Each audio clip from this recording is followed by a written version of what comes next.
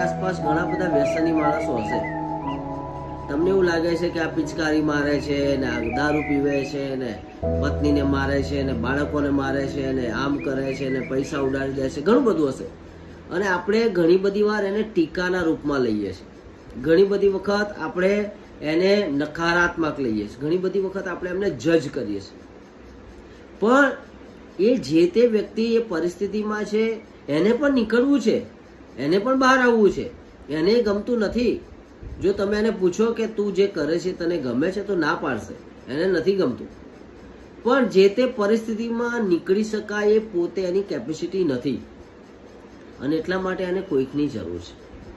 તમારી જરૂર છે, બાળક સાહેબની જરૂર છે, મંડળીની જરૂર છે. મોટા ભાગે આપણે દોષ મૂકીએ છીએ, જજમેન્ટલ કરીએ છીએ, એની પર આપણે દોષાપણ કરીએ છીએ. આપણે એને બાહ્ય દેખાવથી એમને